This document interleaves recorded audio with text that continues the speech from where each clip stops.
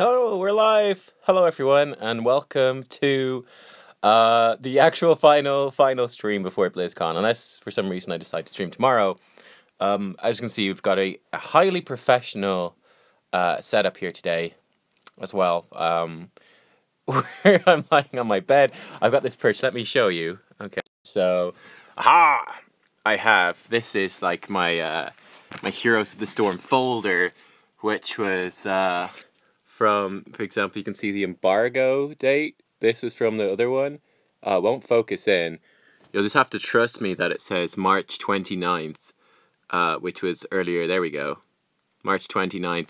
So yeah, this is my Heroes of the Storm thingy from earlier this year, which is probably going to come with me to BlizzCon. And in this, like Blizzard, everything, pretty cool, right? In this, I'm going to be taking, with my official Blizzard pen, I'm going to be taking all the notes. I'm going to write in, obviously, all the details in the panels, interview slots, everywhere I got to go. And this will be where I have all the information, probably, for everything that's going to be happening at BlizzCon. And I'm going to bring to you. Sponsored by Blizzard? Well, it's certainly not, but my trip to BlizzCon certainly is. So, yeah. I think it's appropriate that I've got the official Heroes folder, right? I think it's pretty good. But yeah, so we are, as you can probably tell, I am lying down on my bed. The bedroom is not very clean, so hopefully you can't see too much of it. But yeah, this is probably going to be something like the it actually wobbles a bit when I hit the bed.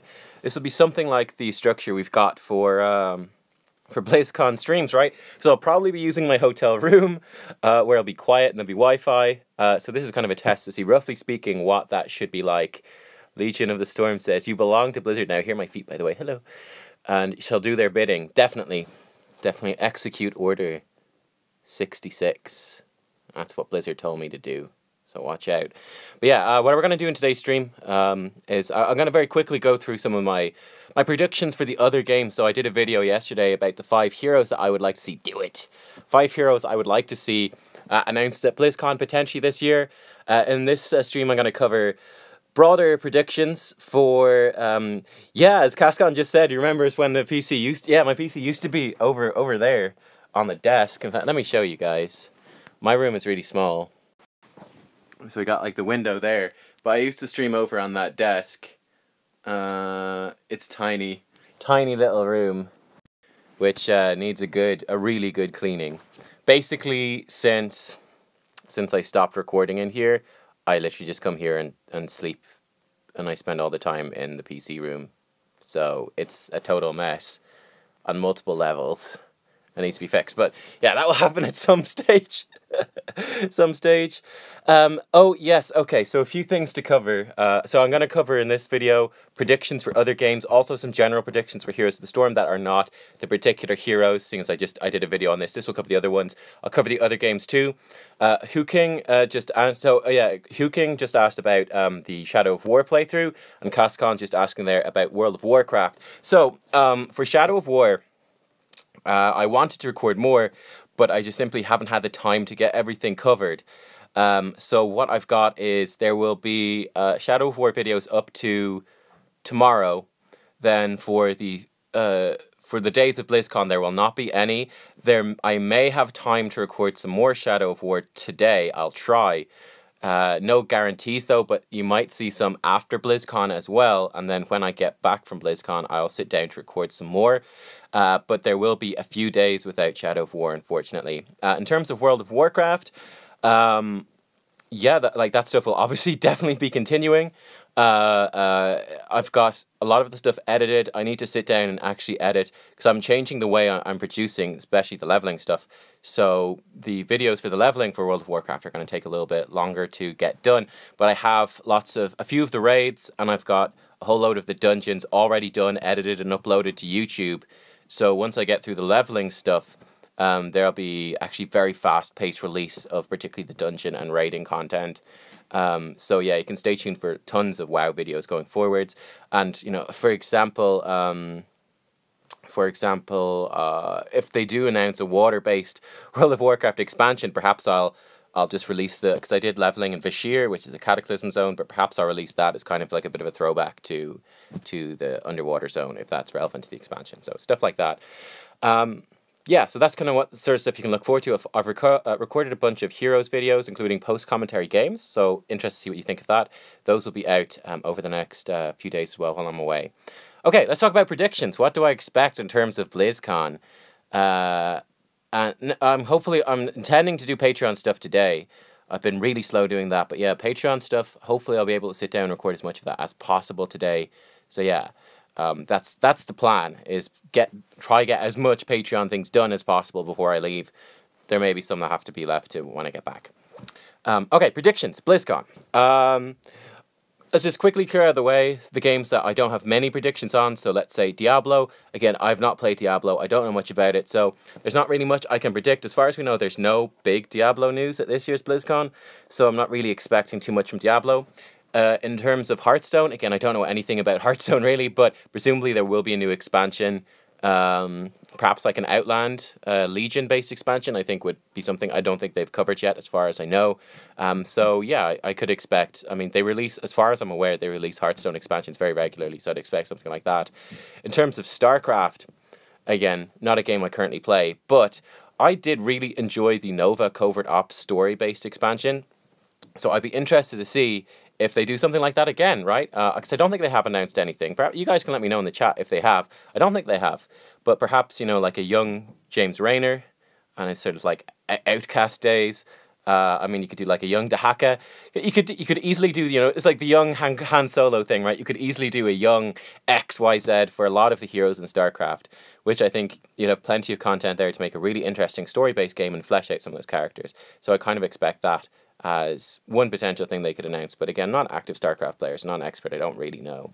In terms of the games that I would know a bit better, Overwatch, also not totally sure. I don't play that at the moment. Probably a new hero, something like that, maybe new maps, I don't know. The two games I really want to talk about are, of course, Heroes of the Storm, duh, and World of Warcraft. Let's talk about Heroes first. So in terms of Heroes of the Storm, I've already covered the heroes I would like to see. I'm really expecting that they're going to announce some... I think we're due some fairly big changes to the game. Certainly like the client side stuff. So I'm expecting some pretty big news about it now, or at least in the early part of next year. What are, broadly speaking, the areas that I think that they could innovate in and improve? Alright, there's a few of them. Number one, which I think is perhaps the most likely thing, is social improvements. As you guys saw within the last couple of weeks, they did release the Battle.net beta, which has, you know, a Discord-esque chat room and voice chat system. So I think this is probably it's quite likely they're going to be talking about that at BlizzCon, and I think it's quite likely that they could bring that into Heroes of the Storm. But yeah, I would love to see stuff like clans, just more ways to interact and play with your friends in the game. I think this makes sense as a time to do it, seeing as they're doing all this Battle.net social stuff, right? It just fits. This is the time that they should do that. So I'd be quite expecting them to update a bunch of the social features, and just expand on that. I'd also not be surprised, because obviously I was looking at the trailer from last year's BlizzCon when I was recording, when I was making my video on the heroes, and one of the big things last year was the Nexus Challenge, where people got like 5 heroes for free. So I'm also expecting like another push in terms of that, in terms of a big event that will just get people to play the game. You can unlock some free heroes, and just bring people across from different games. I wouldn't be surprised to see perhaps some tie-ins as well to the other Blizzard games. So yeah, I'm quite expecting them to do something like that. I think that it's also about time, like I said, that we see reworks to the role system in the game, which I think is quite outdated. As I said when I was talking about the Firebat in the hero prediction video, I think it's quite silly that the roles, as the quick matchmaker sees them, do not correspond to the actual roles in the game. So, for example, warriors, are split up into tanks and bruisers, right? So a tank could be someone like Muradin or ETC, or the bruisers, you've got heroes like Sonya and Varian, I know, for example, are classed as bruisers. So it's quite silly that you've got the actual roles that Blizzard displays are not the ones that they use. Or, for example, you've got quote-unquote sustain heroes, which are like Tyrande, Tassadar, Abathur, Medivh, that aren't classed as full healers, but are classed as sustain. So, yeah, I fully expect that we're due a role update, because it's just bad game design if the actual roles that the game takes consideration of aren't the ones that it displays to you. So I think a role update is very much on the cards. And I think there's a few directions they could go with it. I think they could split it up into, you know, tank, bruiser, damage, sustain, and healer. I'd prefer if it was called support rather than sustain. Support and healer. Supports as distinct from healers. Healers obviously heal as their primary focus, where supports provide perhaps some shielding, some utility. I think Medivh is the classic example of a support. He's not focused on damage, he's rather focused on supporting the team, but not through healing, through portals, shielding, crowd control, that sort of thing. I think specialists could just, for the most part, specialists are those weird ones, they could just be classed in, I think, with damage. Yeah, but I could see them having a specialist role as well, which is those weird heroes that don't precisely fit into the normal conventions. So yes, they could have specialists as well, like a 6-role system, which would be fairly simple and fairly close to what they have now. One great suggestion I saw from other people as well was that they, instead of having a role system, they have tags.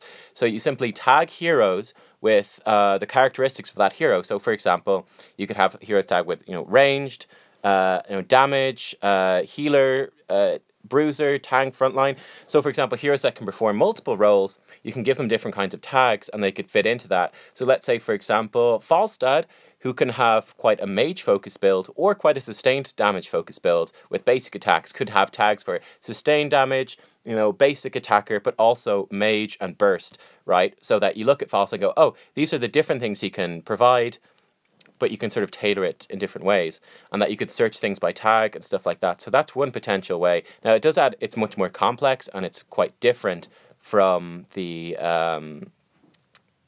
yeah, exactly, Tyrell's from there saying, you know, in Dota 2 they've got roles like pusher, initiator, probably like peeler, zone control, stuff like that. Much smaller, much smaller, like bitty descriptive tags, and you can have multiple tags applied to characters. I think that's much more complicated, and it's very different from the current role system that we have. So I'm not entirely sure if that will exist. But that is one potential thing that go down. I thought it was an interesting suggestion. I do think we're more likely to stick to the role system, somewhat like we have, but I think they'll expand it and diversify it a little bit. And also, as I discussed in my quick match video, and there's going to be a quick match video tonight as well, where I give my conclusions on what I would like to see changed. I'd like to see the quick matchmaking change to basically include tanks and supports, and just be more clear in terms of team comps and what they're setting up. So yeah, that's kind of one of the other things I'd expect. I'd also quite like, right, I'd very much like an update to the drafting screen. I've been watching the League of Legends World Championships, right? And one of the things that strikes me is that the drafting screen for League of Legends is far more visually appealing than the drafting screen for Heroes of the Storm. There's a lot of wasted space with the Heroes of the Storm drafting screen, in my opinion. So I think they should update it in terms of the visuals. They could also look into perhaps adding in more bans and things like that. So yeah, that's what I would be hoping for there as well, an update to the drafting screen and the drafting system. I think that could make some sense, just make the game look an awful lot better. And yeah, then perhaps some client updates as well. And I'd like to see some, you know, loot boxes or experience boosts, more soft incentives, like giving experience boosts to people that play specific roles in like quick match queues. Perhaps a rework of the daily quest system as well. There's loads of stuff that they could do, and I'm not sure what they're going to announce, but there's lots of potential for all those different kinds of changes and updates to Heroes of the Storm. So that's kind of the stuff that I'm expecting. The reconnect system is something that I would love to be improved, but I don't know if they can actually do it, so it's probably going to be quite a while till we see something like that. So yeah, they're kind of things I'm expecting for Heroes. Let's talk briefly then as well about World of Warcraft and what I expect for World of Warcraft, which obviously I'm doing the playthrough of at the moment and I totally love. We're going to see a new expansion. It's going to happen. I think it probably will be like a water-based expansion. Obviously, Jaina is front and center of the BlizzCon key art, so we're going to see lots of Jaina. And I'm really hoping that if we do have a watery-based expansion, that we have more tie-ins between Heroes of the Storm and World of Warcraft this time around, because there weren't enough tie-ins, in my opinion, for Legion. They didn't tie stuff in half as much as they should have. I know they did do, and this is one of my big concerns, right? Blizzard did do tie-ins between Heroes of the Storm and StarCraft 2 Legacy of the Void. They released Artanis alongside of it. If you bought Legacy of the Void, you got Artanis and Heroes of the Storm, and there's this push. Now, I don't think it worked that well, because Artanis was pretty bad when he came out. In terms of the design of the hero, he's very clunky, And in fact, Artanis, as he is today, is very, very different from Artanis when he first came out in rather subtle ways. People who played him back then will know, of course, the hero is much more cumbersome, much more clunky. I think they unfortunately had to rush the hero design to meet the deadline of having him come out in Heroes alongside coming out of Legacy of the Void, and there were just bad design decisions that came through because of that. Yeah, he didn't have any charged baseline. Twin Blades was like this tiny melee range little attack. It was awful. You couldn't swap people during Blade Dash, so Blade Dash you would dash and then go back to where you started. You're incredibly immobile. You're just this big meat shield, basically. It was really, really bad game design, in my opinion. Other people might disagree. I'm sure lots of people miss the old Artanis, but I think that, in my opinion, I think the new one's much better, much more interesting. And in my opinion as well, all of the interesting decisions with the new Artanis didn't exist when he first came out. So yeah, I think they rushed it a bit with that, and perhaps they're wary now of... I think that might have put them off, like releasing or trying to coincide hero releases with releases of other things. But realistically, I think with the World of Warcraft expansion, you know it's coming out in autumn of next year. It always comes out around autumn, winter. It's near the end of the year. It's not during summer. They usually release it at the very, very end of summer, sometime during that period. I think realistically one of the big concerns is, people are back at, people, especially, younger people are back at college. They're back at school and they'll talk about it with their friends.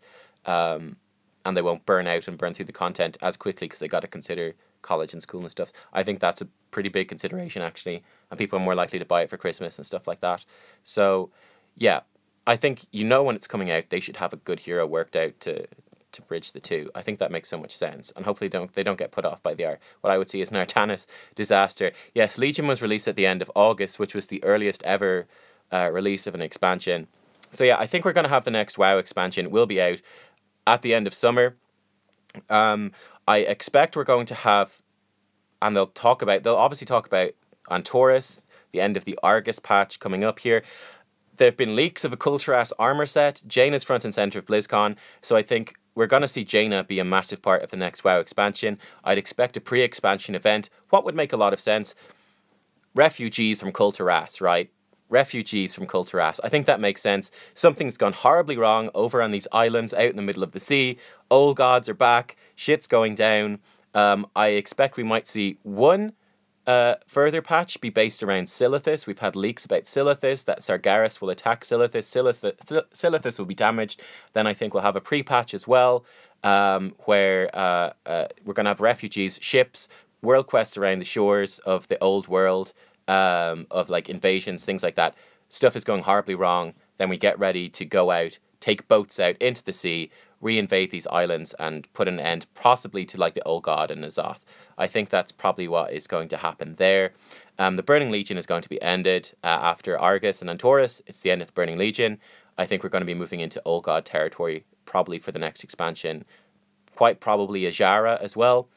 For Jaina as well, there's obviously, the Jaina is a Dreadlord meme, right? That's a big thing, and we have that in Heroes of the Storm. We've got a Dreadlord skin for Jaina. Jaina's really interesting. One of the things that struck me is the BlizzCon, the BlizzCon key art.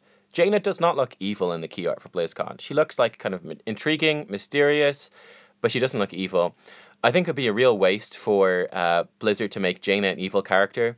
I think they need kind of good heroes that people can identify with. I think creating characters and building up characters is something that Blizzard has very much struggled with in World of Warcraft. Their storytelling in that regard hasn't been very good. I think Jaina is an established hero that people love all the way back from Warcraft 3 when we met her. First, I think they'll bring Jaina back as a hero. I think to make her evil would be a waste in terms of storytelling potential. Now, I think there's a very good chance that Jaina will be corrupted by the old gods, at least at the start. This is my expectation, because if you look at how she changed since Theramore was blown up, she changed from being this super on the side of the Horde, because Jaina was extremely pro-Horde during Warcraft 3. She's extremely pro-Horde during Wrath of the Lich King, for example. Then Garrosh blew up Theramore, and then she turned to I hate the Horde, and she's been like that from Mists of Pandaria. She was like that at the start of Legion, and she's like, yeah, you guys are all you better watch out, you're gonna side with the Horde, wait and you'll see what's coming to you. I think it's quite likely that Jaina has kind of fallen victim to sort of whispers of the old gods and that she will be a bit corrupted. But I wouldn't be surprised if the pre-expansion event could perhaps, I think a really good pre-expansion event would kind of culminate with freeing Jaina from the influence of the old gods, and then she'll kind of go, oh my god, my hatred of the Horde was misplaced. So she will lead the Horde and Alliance, this new, happy Jaina, freed from the old gods, will lead sort of the charge to take back Kulturas and take back her homeland. That's kind of what I expect there. Yeah, I expect something of a redemption story. Alternatively, I could see them making her like the first raid boss of the expansion, but I don't think we kill her or that she's evil. I think that she comes back to being good, and that she'll kind of be the leader or one of the big leaders of this expansion. So that's kind of what I'm seeing there. I think it will be water-based. I expect kind of like sort of the garrison order hall system, but used in terms of ships. I think that would make a lot of sense. I think we're going to have a lot more... World Quest will be back. Mythic Plus is going to be back in a huge way. Okay? If you guys watched the Mythic Plus Invitational, it had massive viewership. It's a massive success, right? It's a massive success. We're going to see loads of influence, loads of focus on the Mythic Plus system and on further expanding sort of the... It's not really... It's esports, but just... Not the traditional type of esports, because it's kind of like a race against other teams, right? But more the spectator side of Blizzard games is something that they're going to really be pushing forwards. I really think we're going to see that with Warcraft. We're going to see Mythic Plus be a huge deal. Perhaps they might try to introduce that, something to do with raiding. Not sure what they could do because you got weekly lockouts. But I think Blizzard is going, that Mythic Plus Invitational tournament got so many viewers. It had like 40,000 viewers like all the time. It was huge. They're going to be pushing that so hard. You're going to see way more Mythic Plus and focus on it as a spectator sport. They want to involve people that way. It's going to make them a ton of money. They're definitely going to do it. So yeah, I'm kind of expecting stuff like that. So yeah, that's kind of what I'm hoping for in terms of the Warcraft stuff. And yeah, they're kind of broadly my predictions for what we're going to see. I'm not sure about sub-races. I know this is a huge thing for WoW as well. People are predicting we'll have sub-races. I don't know about that, guys. I don't know about that. Maybe.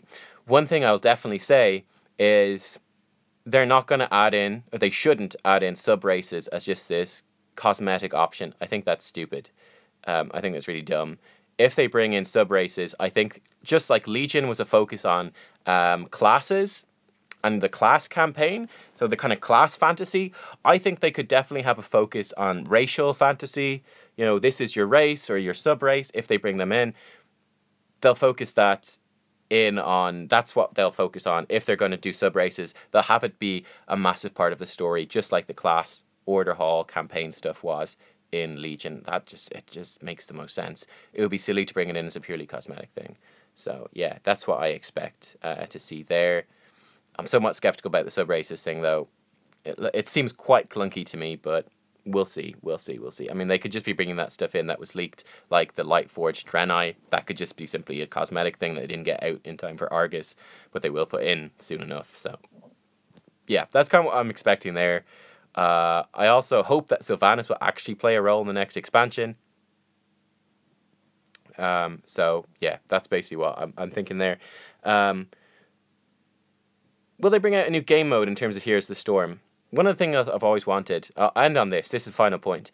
I think it'd be quite cool to have like a cooperative game mode in Heroes of the Storm.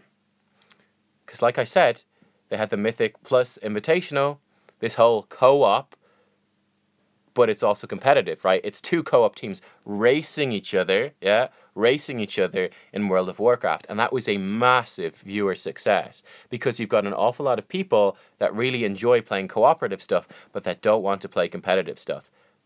But then watching, you know, that element of it's cooperative, but also competitive, but more cooperative, I think that works really well. I think that would also fit in pretty well to Heroes of the Storm. And I would think that if Blizzard are smart, they'd build a cooperative game mode into Heroes of the Storm. You could even have two teams racing against each other cooperatively. I think that would be quite interesting. It's a little bit, you know, it'd definitely be different. It'd be a big update, but I think it makes a lot of sense. And I'd also like to see the Brawl mode expanded as well. So again, this is something I'll talk about in the quick match video, but I think quick match, they should change the matchmaking so that you will always have like reasonably competitive team comps, in terms of you'll always have like a tank and healer, and that they will adjust the brawl mode in the game so that if people want to go and play 5 assassins in a game, you can go do that in Brawl, and they'll adjust the rules of the map so that, for example, there would be lots of health regen spawners, which removes some of the need for supports, because health regen spawners will compensate for that. So they could adjust, they could add and expand the Brawl mode to accommodate kind of that niche that's currently fulfilled by Quick Match, which you can have like 5 specialists against 5 specialists. That could be accommodated in Brawl. And then you could have Quick Match become, okay, you'll always have a tank and a healer. And again, we might have this 6-role system I mentioned earlier. They'll have a selection of those roles. And they might have rules limiting certain things here and there. But yeah, they could do something like that. I think that makes a lot of sense. Guys, I've been talking for ages. I will see you all at BlizzCon. We'll probably be vloggy type things like this. I'll try to bring you other videos as well. There'll be probably a slight pause to the regular content while I'm away at BlizzCon, but it will resume as soon as I'm back and I'm over the jet lag and the tiredness and the exhaustion. I'm able to produce stuff, so stay tuned for all of that. There will be Heroes of the Storm videos. I've prepared plenty, so there will be stuff up while I'm gone. So yeah, that's kind of the stuff that you could expect. Blow us a kiss, bye-bye. Yeah, all right. No, you don't get that. Yeah, maybe at BlizzCon, if you're lucky, you guys will upload you a kiss. How about that? So yeah, all right, great. I'll see you guys for streams probably on Friday. That'll be when I'm streaming again, bringing you the BlizzCon news. So yeah, until then, guys, bye.